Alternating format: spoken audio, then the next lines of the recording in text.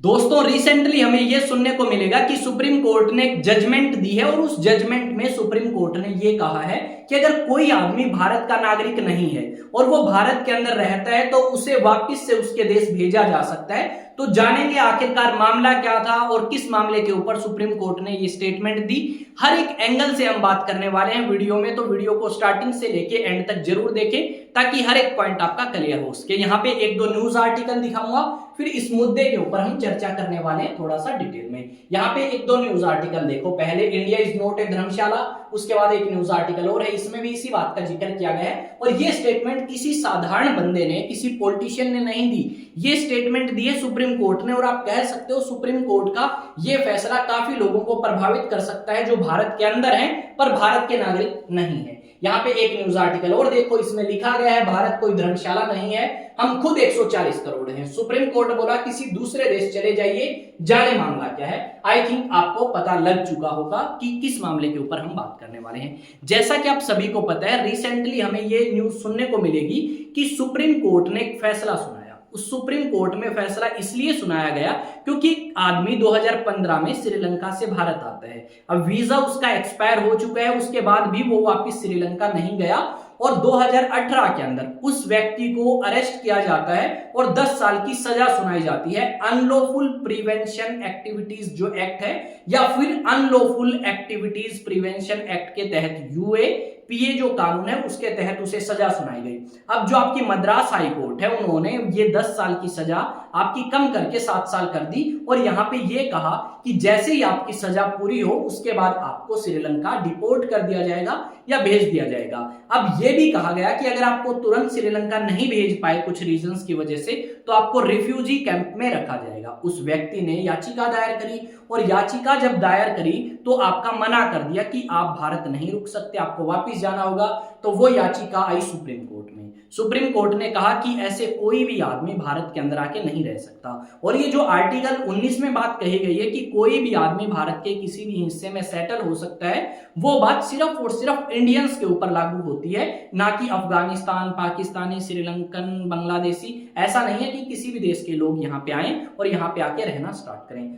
United nation ने जो आपका समझौता किया था 1951 में, उस समझौते के अंदर हम शामिल नहीं हुए और हमने कह दिया था कि हम ऐसे किसी भी शरणार्थी को शरण देने के पक्ष में नहीं है। साथ में अगर आप बात करोगे तो बहुत सारे ऐसे लोग हैं जो भारत के नागरिक तो नहीं हैं पर भारत के अंदर रहते हैं, क्योंकि हमने उनको स्पेशल छूट दे रखी है। हमारी सरकार के पास यह अधिकार है कि अगर वो किसी खास व्यक्ति को इस तरीके से छूट देना चाहे तो वो दे सकती है, बिना भारत का नागरिक हुए भी वो भारत के अंदर रह सकता है। जैसे उदाहरण के तौर पे आप दलाई लामा देख सकते हो, जो तिब्बत को छोड़ के भारत के अंदर आए और भारत के अंदर शरण ली, तब से लेके अब तक भारत के अंदर ही आपको मौजूद मिलेंगे। उनकी एक स्टेटमेंट भी आई थी जिसकी वजह से वो काफी कंट्रोवर्सी में आए भारत के अंदर, फिर बाद में उन्होंने माफी मांगी और मामला थोड़ा सा शांत हुआ। ये चीज भी हमें यहाँ पे देखने को मिली। अब बात यह आती है कि ये जो श्रीलंकन व्यक्ति है, इसे सुप्रीम कोर्ट ने कह दिया कि भाई देखो, आप भारत के अंदर रहना चाहते हो पर हम आपको भारत के अंदर नहीं रहने देना चाहते, क्योंकि अगर इस तरीके से हम किसी भी व्यक्ति को भारत के अंदर रखेंगे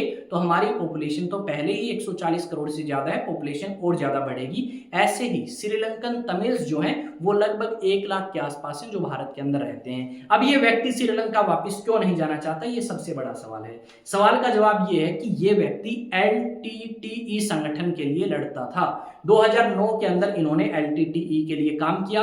उसके बाद एलटीटीई जो है वो एक आतंकवादी संगठन है भारत में भी और श्रीलंका में भी। अब ये उसके लिए काम कर चुका है, अगर वापस जाता है तो डेफिनेटली इसे श्रीलंका में सजा हो सकती है और भारत इसे रखेगा नहीं। इसने ये रीजन दिया कि मेरी फैमिली भारत के अंदर है, मेरे बच्चे भारत के अंदर है, वापस जाऊंगा मेरे खिलाफ केस हो सकता है, मुझे जेल में डाला जा सकता है, तो कृपा करके आप मुझे भारत के अंदर रखें। और आप इस व्यक्ति ने आर्टिकल 21 का भी कह सकते हो रीजन दिया, लॉजिक दिया कि आर्टिकल 21 में राइट टू लाइफ का अधिकार है, तो कृपा करके आप मुझे भारत के अंदर रहने दें, अदरवाइज ये इलीगल होगा। तो भारत सरकार ने ये, या फिर आप कह सकते हो सुप्रीम कोर्ट ने कहा कि भाई देखो, कुछ भी हो, हम ऐसे किसी भी व्यक्ति को भारत में नहीं रख सकते जो एक आतंकवादी संगठन का हिस्सा भी रह चुका हो और गैर कानूनी तरीके से भारत के अंदर रहता हो। हम इस तरीके की बातों का समर्थन नहीं करते। यहाँ पे क्या लिखा गया है, India is not a dharamshala, supreme court rejects plea of Sri Lankan national seeking refuge. Supreme court on Monday declined to entertain a plea filed by A Sri Lankan national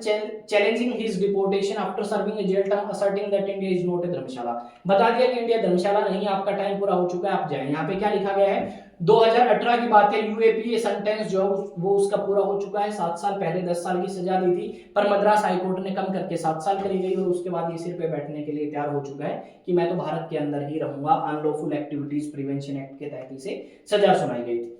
सजा सुनाई गई थी। जस्टिस दत्ता ने कहा कि अनुच्छेद 19 के अनुसार भारत में बसने का मौलिक अधिकार केवल नागरिकों को ही प्राप्त है। ऐसा नहीं है कि कोई भी नागरिक ना हो और भारत के अंदर रहने की बात करें। इस तरीके से लोगों को हम भारत के अंदर नहीं रख सकते। अगर भारत के अंदर रखेंगे तो भारत की आबादी 140 से 150 करोड़ होते हुए ज्यादा टाइम नहीं लगेगा। बहुत सारे ऐसे अफगानी नेशनल्स हैं जो भारत के अंदर रहते हैं पर भारत के नागरिक नहीं है, उनको हमने स्पेशल छूट दे रखी है। ये पावर एग्जीक्यूटिव के पास है या फिर आप कह सकते हो पार्लियामेंट के पास है। यहाँ पे क्या लिखा गया है, इस न्यूज आर्टिकल में देख सकते हो, यही बात लिखी गई है। उसके बाद इस न्यूज आर्टिकल में देखोगे तो ये बात लिखी गई है। क्या लिखा है, एक सेकंड दोबारा देख लेते हैं। The court stated India is not oblige to host refugee globally, कि भाई भारत जो है किसी का ठेका नहीं ले रखा उसने, ठीक है। वो चाहे तो किसी को रख सकता है, चाहे तो ना रखे। ऐसा नहीं है कि कोई भी दुनिया भर से किसी भी कोने से आए और भारत में बोले कि मुझे शरण चाहिए क्योंकि मुझे मेरे देश में खतरा है। अगर ऐसे रखेंगे तो शायद हमारी आबादी तो बहुत ज्यादा नंबर क्रॉस कर देगी। यही बात लिखी गई। सुप्रीम कोर्ट ने कह दिया कि हम तुम्हारी कोई याचिका जो है वो नहीं सुनने वाले